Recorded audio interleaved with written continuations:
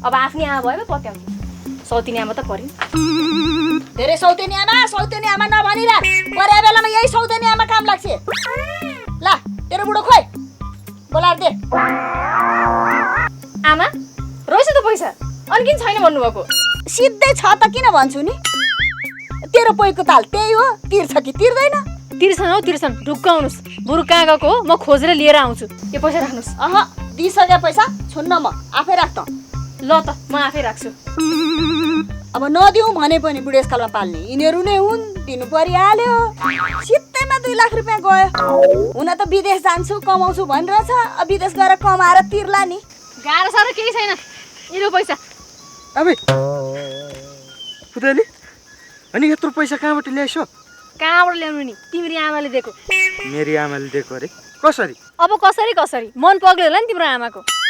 मुख मात्र सुच्चो रहेछ जे होस् आमाको मनमा पाप चाहिँ रहेनछ त्यहाँ विदेश गएर कमाएर आमाको पैसा तिर्ने नि तिरिहाल्छु नि पहिला विदेश गएर पैसा त कमाउनु पाऊ